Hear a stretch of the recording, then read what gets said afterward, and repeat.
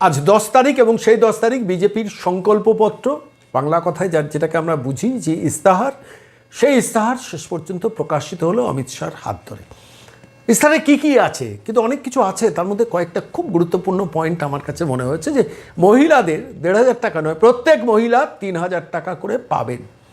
অর্থাৎ প্রত্যেক মহিলার হাতে বিজেপি ক্ষমতা এলে 3,000 টাকা করে পৌঁছবে। এক, দ্বিতীয় সেটা হচ্ছে যে 1 কোটি বাংলার যুবক যুবতীদের প্রত্যেককে আগামী 5 বছরের মধ্যে কর্মসংস্থানের ব্যবস্থা করা হবে এবং সেই কর্মসংস্থানের আগে পর্যন্ত প্রত্যেক বেকার পাবেন 1,000 টাকা নয়, 3,000 টাকা। প্রত্যেক বেকারের হাতে বিজেপির তরফ থেকে ঘোষিত কর্মসূচি হলো 3,000 টাকা করে দেওয়া হবে। আরও একটা ইন্টারেস্টিং জিনিস আমার কাছে মনে হয়েছে, গ্রাম বাংলার জন্য ধান, আলু, আম চাষে ফসলের ন্যায্য মূল্য আলাদা করে ঘোষিত হবে। এটা গ্রাম বাংলার পক্ষে খুব ইম্পর্টেন্ট। সরকারি কর্মচারীদের জন্য কি আছে, সরকারি কর্মচারীদের 7ম বেতন কমিশন লাগু করা হবে এবং কেন্দ্রীয় হারে সমস্ত ডিএ, বকেয়া ডিএ সরকারি কর্মচারীদের যেটা আছেন, বাকি আছে, যেটা নিয়ে মমতা বন্দ্যোপাধ্যায় সরকার প্রতারণা করছেন, শেষ পর্যন্ত সেই টাকাটা প্রত্যেকের হাতে একদম কড়ায় গন্ডায় কোনো টাকা না মেরে দিয়ে দেওয়া হবে। অভিন্ন দিওয়ানি বিধি হবে, অর্থাৎ হিন্দু এবং মুসলমান প্রত্যেকের জন্য একই ধর্মবিধি, একই আইন।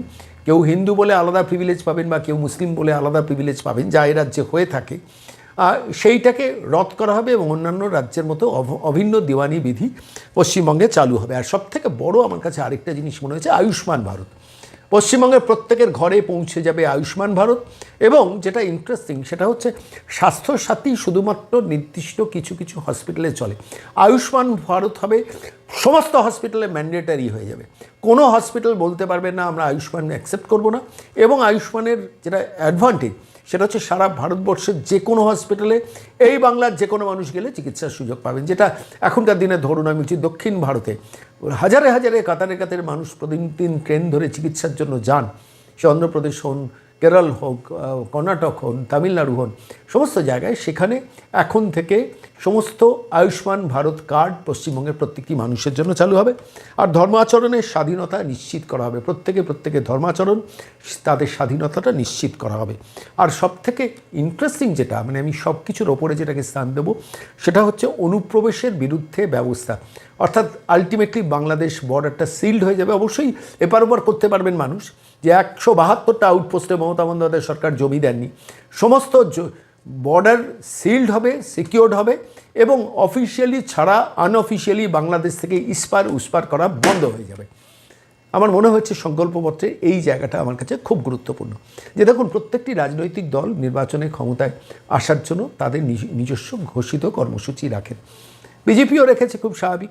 কিন্তু প্রশ্নটা হচ্ছে এই পশ্চিমবঙ্গের মাটিতে 34 বছর বাম শাসন হয়েছে, 15 বছর তৃণমূল শাসন হয়েছে। দেখা যাক পরিস্থিতিটা বদলায় কিনা 5 বছরের বিজেপি শাসন এলে। বিজেপির ক্ষমতায় আসার জন্য যে এটা সংকল্পপত্র ঘোষণা করলেন, এবার এই সংকল্পপত্রটা প্রত্যেকটা মানুষের কাছে পৌঁছানো দরকার। আরেকটা কথা বলেছেন অমিত শাহ, যে করাপশনের বিরুদ্ধে এন্ডলেস লড়াই চলবে এবং সিল করা হবে, অর্থাৎ কোনো জায়গায় কোনো করাপশন আর হতে দেওয়া হবে না পশ্চিমবঙ্গের মাটিতে। স্বাভাবিকভাবে সমস্ত কিছু মিলিয়ে মনে হয়েছে BJP seriously thinking over to take up the power. দেখুন, সরকারি কর্মচারীরা, অবসরপ্রাপ্ত কর্মচারীরা, তাদের দীর্ঘদিনের বঞ্চনা, দীর্ঘশ্বাস মেটার একটা জায়গা তৈরি হবে। 1 কোটি মানুষের কর্মসংস্থানের লক্ষ্যে ছুটবে সরকার। স্বাভাবিকভাবে অন্য রাজ্যে প্যারাটিচাররা যে সম্মানজনক মাইনেটা পায়, এ রাজ্যে প্যারাটিচাররা এলেও সেই সম্মানজনক মাইনেটা এবার তারা পাবেন এই মানে সরকার বদল হলে। আর সমস্ত কন্ট্রাকচুয়াল কর্মীদের ক্ষেত্রে সবথেকে বড় খবর যে 1 কোটি মানুষের কর্মসংস্থান, এটা ভাবিয়েছে। প্রশ্ন উঠতে পারে যে 1 কোটি মানুষের কর্মসংস্থান হবে কি করে। আসলে পশ্চিমবঙ্গে যে স্থবিরতা রয়েছে, এখানে কর্মসংস্থান করতে গেলে বড় শিল্পপতিদের পশ্চিমবঙ্গে আনা দরকার। যেভাবে রতন টাটা মৃত্যুর আগে নরেন্দ্র মোদীর হাত ধরে টাটা গ্রুপ এন্টার অসমে ইন্ডাস্ট্রি সেট আপ করে দিয়েছে, বড় বড় ইন্ডাস্ট্রিয়ালিস্টরা সবাই যাচ্ছেন অসমে ইনভেস্ট করতে, কিংবা মোহনচরণ মাঝি উড়িষ্যার যিনি চিফ মিনিস্টার, তার হাত ধরে যেভাবে শিল্পপতিরা এই মুহূর্তে উড়িষ্যায় পা দিচ্ছেন, এমনকি ঝাড়খণ্ডে পা দিচ্ছেন, বিহারে পা দিচ্ছেন, পশ্চিমবঙ্গ তার ব্যতিক্রম থাকবে কেন? আজকে এন্টার উত্তরপ্রদেশের শিল্পায়নটা অন্য একটা মর্যাদা পেয়ে গেছে, এই পশ্চিমবঙ্গ পাবে না কেন? ফলত স্বাভাবিকভাবে বিজেপির এই ইস্তারটা আমার কাছে মনে হচ্ছে খুব গুরুত্বপূর্ণ। অন্তত প্রত্যেক মহিলা হাতে পাবেন, আমি আরেকবার সিনপসিসে বলি, প্রত্যেক মহিলা হাতে পাবেন 1,500 টাকা না 3,000 টাকা যতদিন না কর্মসংস্থান হয় প্রত্যেক বেকার কর্মপ্রার্থীকে 3,000 টাকা করে দেওয়া হবে। তৃতীয়ত হচ্ছে ধান, আলু এবং আম চাষের ন্যূনতম সহায়ক মূল্য নির্ধারিত হবে। অভিন্ন দেওয়ানি বিধি, অর্থাৎ সমস্ত ধর্মের জন্য একটাই আইন থাকবে। আয়ুষ্মান ভারত কার্ড সবার হাতে যাবে এবং অবশ্যই বর্ডার সিল্ড হয়ে যাবে, যেটা ভারতবর্ষের সবথেকে বড় সংকট এই মুহূর্তে দাঁড়িয়ে, যে পশ্চিম রণাঙ্গনে বর্ডার সিল্ড হয়ে গেছে, কিন্তু বাংলাদেশ বর্ডার মমতা বন্দ্যোপাধ্যায় কিছুতে সিল করতে দেন না। ফলত সেই জায়গায় সিল্ড হয়ে গেলে অবৈধ অনুপ্রবেশ এবং পাচার অনেকটাই কন্ট্রোলড হয়ে যাবে।